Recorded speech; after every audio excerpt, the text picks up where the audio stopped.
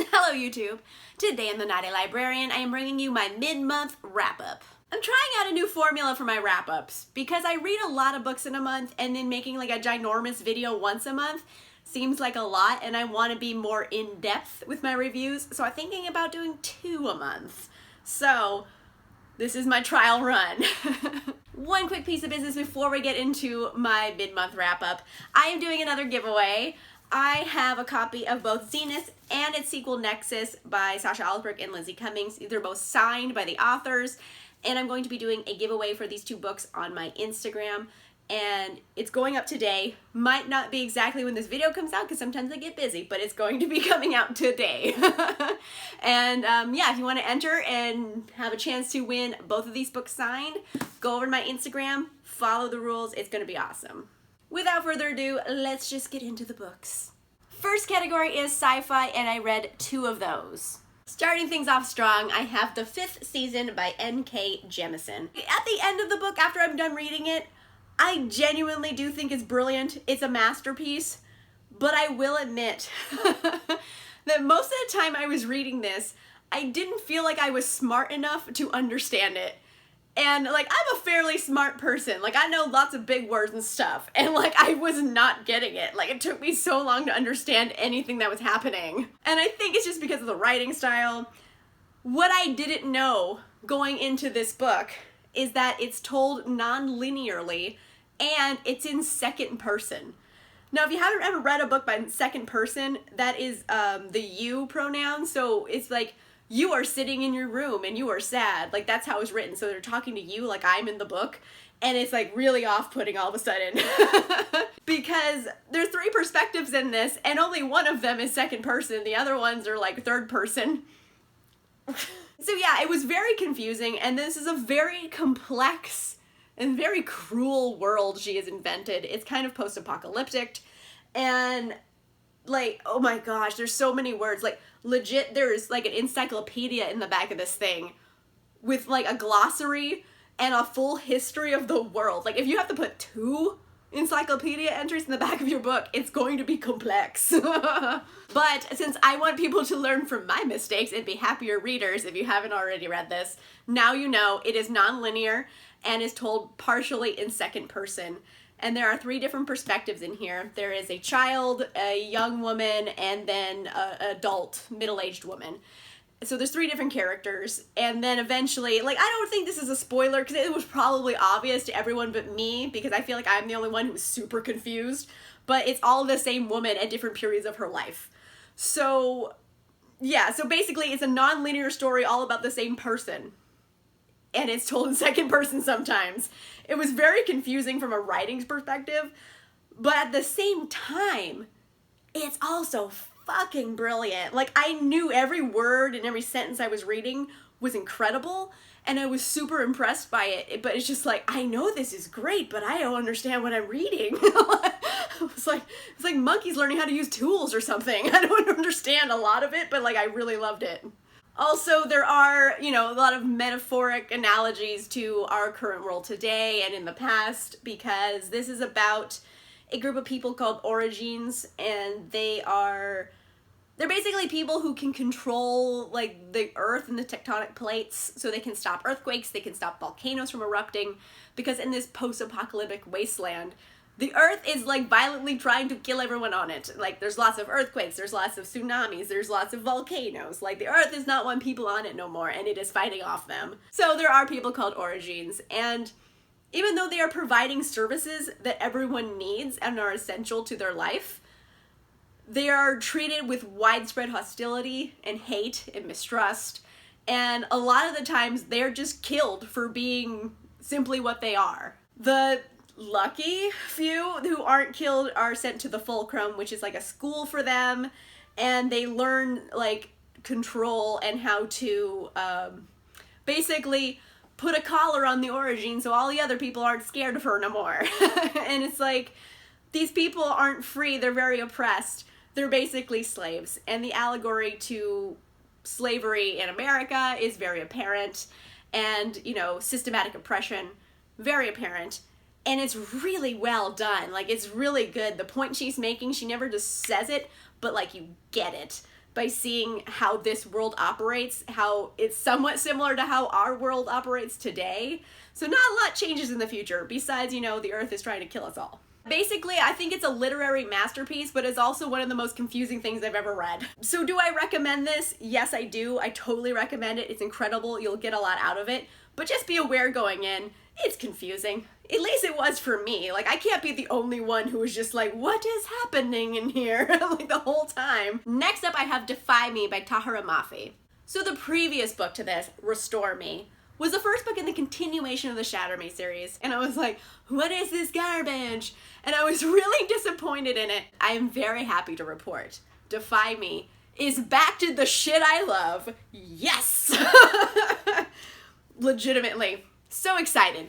So excited that this was good. Like, it was gonna crush my soul if it wasn't. So like I was saying, Restore Me did not restore me. It crushed my soul into a million pieces.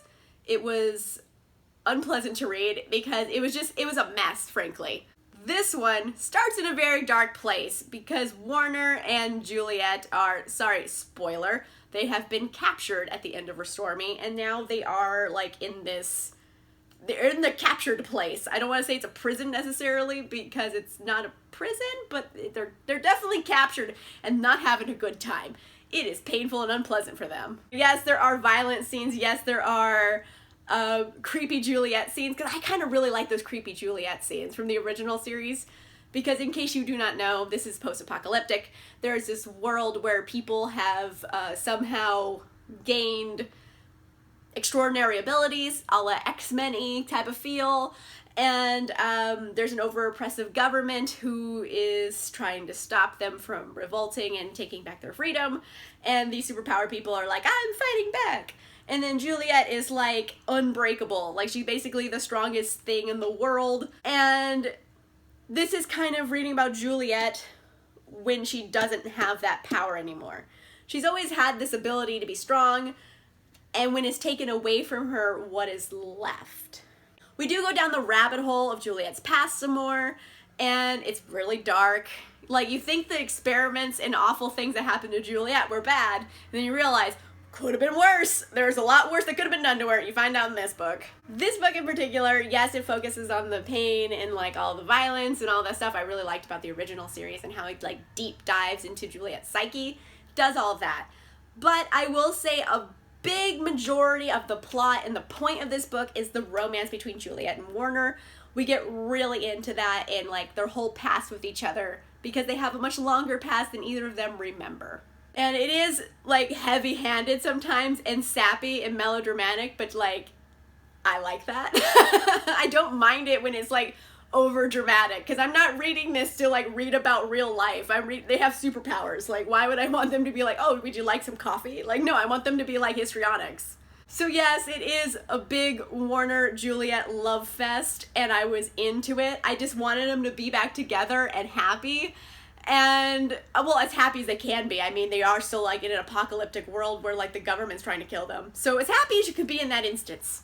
And it does. It has such, like, a corny, happy ending. And I'm just like, you know what? After all of, like, the horrible violence and, like, mind games and horrible things that have happened to them, I'm like, yeah, you be happy for a minute. You deserve a picnic. Like, they don't have a picnic in here. But, like, I feel like they deserve one. Defy Me is back on the right track.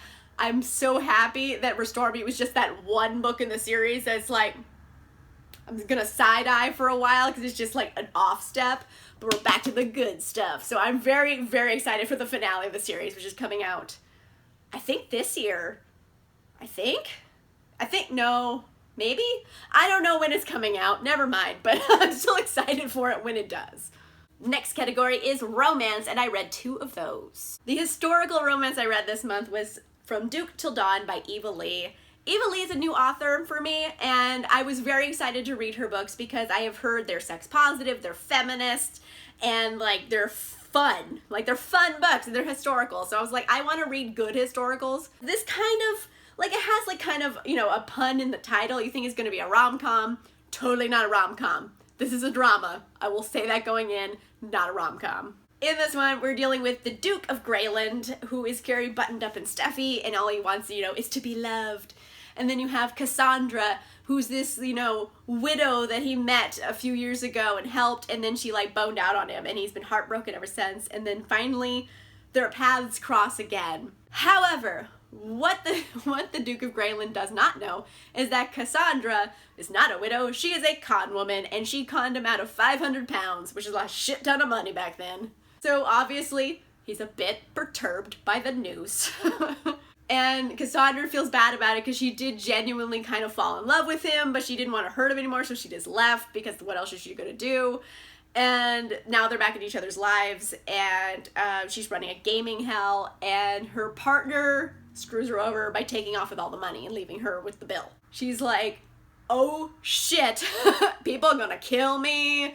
So she goes back to Alex, aka the Duke of Greyland. She's like, hey, remember that time I told you I was out of money and you helped me and I was lying? Well, funny story. Like, now I actually really do. I'm in a lot of trouble. I need help. I don't know anybody else. And he's like, all right, fine, I'll fucking help you, but you're gonna pay me back. So you have that whole setup to the story. And then you have, you know, peril and action, and they're trying to hunt down her business partner who screwed her over. And Alex is like surprisingly thuggish for a duke. Like, he's kind of like, I'll punch motherfuckers in the face, no problem. I also like that Cassandra was like an independent woman. She never really wanted to rely on someone to take care of her. She's had to grow up taking care of herself. She had a rough childhood. And I really liked her fierce spirit. She was just like, yeah, I conned you. I needed money. Like, I'm not gonna go starve in the streets. Are you kidding me? Like, she's somewhat repentant about it because Alex is a good man, but she's just like, girls gotta eat, so... I mean, obviously things work out in the end because it's a romance. Obviously, it's gonna work out in the end, and Alex and Cassandra are gonna be together and be happy. And it's kind of cool because Alex kind of gets pulled into the con man life a little bit, and it's kind of adorable at points. Oh, how's the smut? I'm glad you asked. It's actually pretty good. I was impressed by it. I will say the smut doesn't happen until further into the book. Like, the sex that was in here, though, it's pretty steamy and nice, and it's very sex positive because, you know, obviously, she's not a virgin. She's been with him in the past. She's been with other people. He's been with other people, and they're both kind of, like, cool with that. She's like, yeah, I'm a woman and I enjoy this and I know what I like. So it's very refreshing to see that because I see so many historicals with like virgin women, and I'm sure there were a lot of virgin women in this instance because that was kind of like their thing they were supposed to do. But I also feel like there was also a lot of women who weren't. And it's nice to see a woman who like understands what's happening and enjoys it and knows what she likes and doesn't like, and then they can be like partners in their sexuality rather than someone teaching someone else how to do stuff, which, you know, can get boring. I'm all for a few light skirts in historical romance, so I appreciated that factor of it. It totally lives up to the sex positive theme that I was talking about. It's feminist because she's very fierce and independent.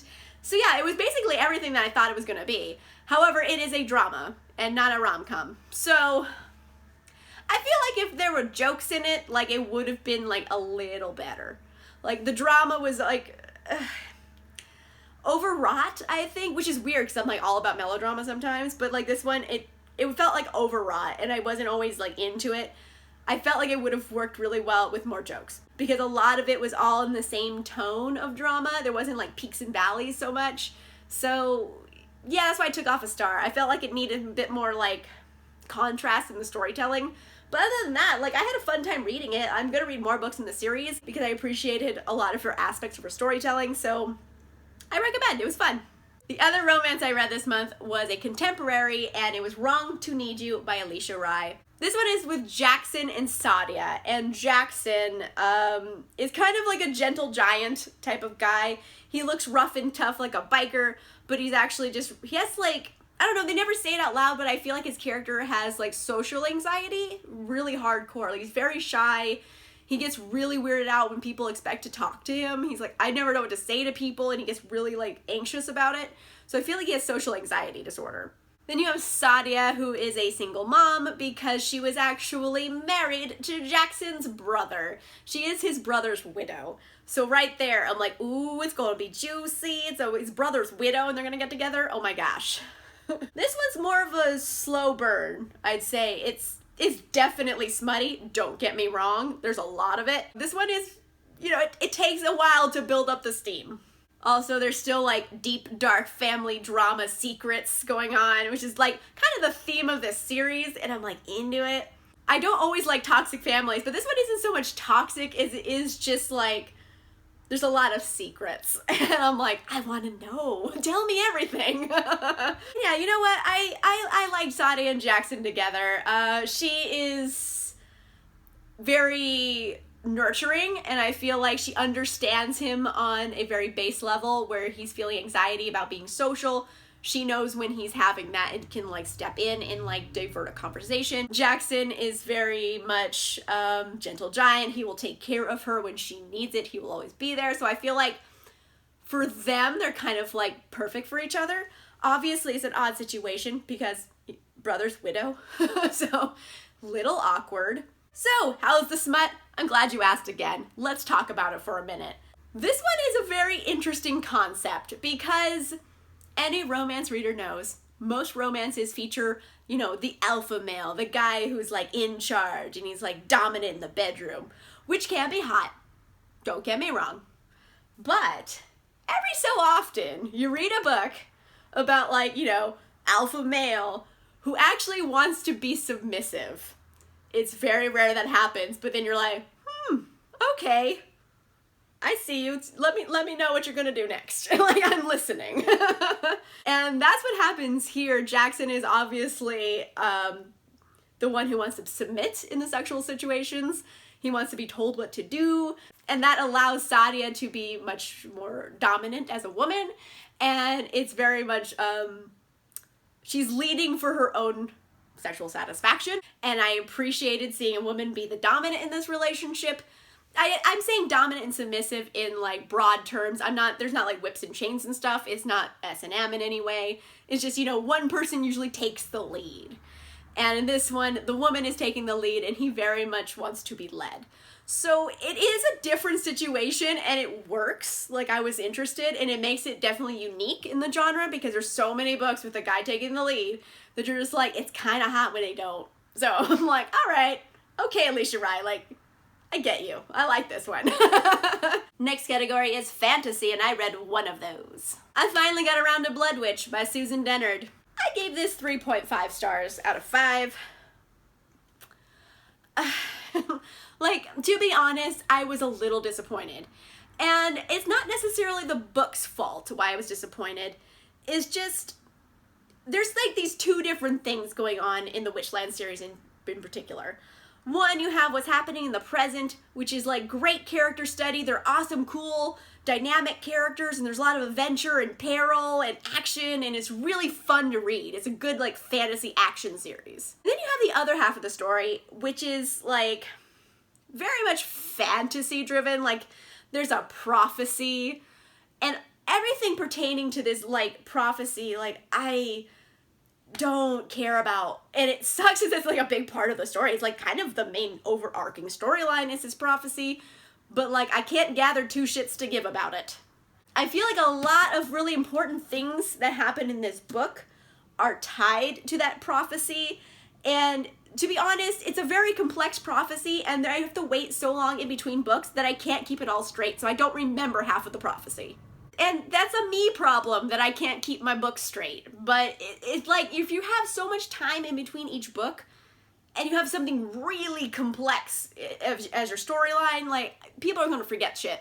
I feel like that's, like, fair to say, that so long went between books, I have forgotten a lot of the intricacies of this prophecy, and I kind of don't care about it. It's kind of boring to me. And I think that's mainly because there's not enough payoff I'm getting in the series so far. Like, don't get me wrong, I love the present things going on. Like, there's these two characters that I'm obsessed with right now, and this Vanessa and Vivia, and they're both kind of queens, and I want them just to be in love and unite their queendoms so hard. Like, I'm rooting for them, I'm shipping it so hard. Like, legitimately, both of their storylines are incredible. Like, I really enjoy a lot that's going on in this book. It's just, there's no payoff with this freaking prophecy, and I think that's why I can't keep it straight, because nothing's happening. It's been like 3.5 books, and they're not short books. Like, this is over 500. No, it's not. Okay, it's 462 pages, so each book is approximately 500 pages. They're very long books, and like I still don't know what's happening here. Like, you need to get to a point, and you need to get to it now. Every book in this series, I feel like there's more open than there is closed. So it's kind of like reader blue balls. It's just, you know, there's no payoff at the end of it. And I'm just like, ugh. That's kind of how I feel, because so much of it is about stuff that I can't remember what is. And that's a me problem. I know it's not fair to like rate the book lower because I don't remember shit, but I also don't feel like it's unreasonable for me not to remember shit based off of what is happening in the book and how long it is in between books. Also, side note, okay, you have this whole book, and then Wind Witch, from the beginning of Wind Witch to the end of Blood Witch. Like, these are two, like, this is thick, right? A lot of pages are here. A lot has happened, obviously. And then at the end of this book, like, I actually tabbed it because I think it's a typo, because this character references something that happened at the very beginning of that other book. And he says, that was 2 weeks ago. So for the course of 2 books, this is 2 weeks of time? That's like fucking impossible. Legitimately, there's no way all of those events happen in 2 weeks. It is metaphysically impossible. You can't get from one place to this other place in less than 2 weeks. Just going off the travel time, there is no way possible this happened in 2 weeks. If they would have said 2 months, still stretching it, but I would have been like, possibly it could have been 2 months, but 2 weeks. And I double checked, I tabbed, it says 2 weeks, and I was like, no. There's no way this happened in 2 weeks. So I feel like that's a big typo. Please tell me I'm right. Like, it should be say months, right? It should. I'm sorry I'm harping about it, but like literally my mind exploded when I read that. It was like, 2 weeks! Like, I started texting everyone I knew. I'm like, did you know this? So while I was disappointed in things about the story, I was also really excited about things in the story. And like, let's be real, I'm gonna read the next book too. It's just, I wish they would like get to the point. That's what I'm getting frustrated with. Like, she needs to get to the point soon. Last category is horror, and I read one of those. I finally read Bird Box by Josh Malerman. And you know what? I couldn't put this down. I read it all in one day. Like, I couldn't stop reading it. And when like I finished it, got to the last page, and I closed the book, the first thing I said out loud was, fuck, that was good. Like, it was like a visceral thing. Fuck, that's good. Like, I was stunned how good it was. I could not put it down. Fair warning though, that this is legitimately a terrifying book. So if you're like sensitive to horror, I don't recommend reading it. It is legitimately terrifying. Like, for me personally, I like horror books because like they don't scare me, but I enjoy like the horror element of it. But some people do get scared by them, and this one, legit scary. Fair warning. So in this world, there is this entity that if you see it, you go crazy and into a murderous rage where you kill yourself and others. And no one knows what this entity looks like or how to avoid it because everyone who has seen it is dead. There is no way of ever seeing it in living. So you're kind of at like the end of the road with these few survivors and how they're trying to make their way and survive in this world where you literally can't open your eyes. And the claustrophobia and the sense of just doom and dread is so visceral on every page that you like feel it in your soul. Like how petrifying like every moment is living in this house with these few people and the same things you can see every day because you can only look at things that are in the house where the monsters are. And this, anytime you go outside, you have to be completely blind. So she has seen nothing but like these few walls of this house and these few faces for so long. The main character here is Mallory. She is a young woman and she is pregnant. So this is a rough situation to be in. So you're in a house of survivors with this entity making people into murder robots and you're pregnant. So things are rough. And of course, you know, best laid plans do fall apart and things do go wrong. Obviously, it is a horror novel. And the point of the story is definitely survival and the lengths you will go to survive. And also, what is fear? Like, what is it you actually fear? Like, do you fear this monster or do you fear the person it's turned you into? That's like a central theme in the book. And, oh, it's so juicy. It's so good. It's so well written. Holy shit, it's so well written. Like, I can't recommend it enough. If you can stand horror, I really recommend reading this. It's so freaking good.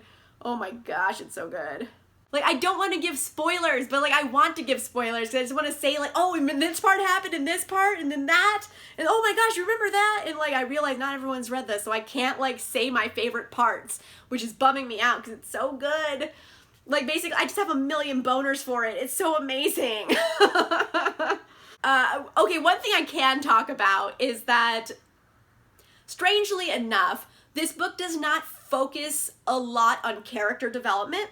And that's a fairly common thing in horror because the horror is obviously the main point of the story is the scary shit and surviving the scary shit. You don't always have a long time to build deep character analysis.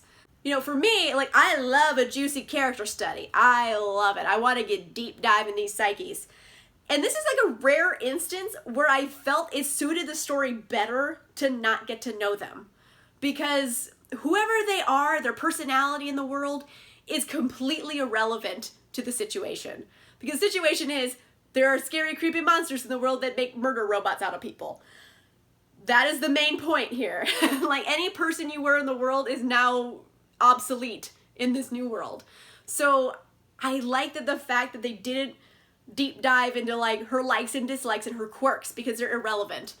And I think just focusing on the survival aspect of the story and the person it turns her into throughout the course of the story is so well written and so like, I can't think of the word, but it's just, he like squeezed every ounce of tension out of every moment that he could get. And it's just, it's like you feel it with her. You feel that dread, that sense of oncoming horror that's about to happen to you. And there's so many instances in this book that's legit terrifying. Terrifying. It's a terrifying book, but so freaking good. It's so well written. And it's kind of sparse in its writing, but like I felt like every choice that was made in the literary style really helped the plot feel as like dark and scary as it is. So lots of good choices were made here. And I'm just gonna stop like singing this love story to Bird Box, but like legitimately it's really good. Like, I know they made a movie out of it. It's really good. Like, I was shocked. I was shocked how much I liked it. So I highly recommend. All right, so that's like 6 books. I feel good about it. It's fewer books. I felt like I got like to be more in depth about them and like really talk about my likes and dislikes rather than trying to squish it down into like a minute. I can have several minutes, so this is fun. Let me know in the comments down below, have you read any of these books? If so, which ones are your favorites? Which ones were your least favorites? Let me know if you agree with me. Let me know if you like scary books. Let me know in the comments down below. If you like this video, make sure you give it a like. And if you want to see more videos, make sure you subscribe. And I'll see you guys soon. Bye!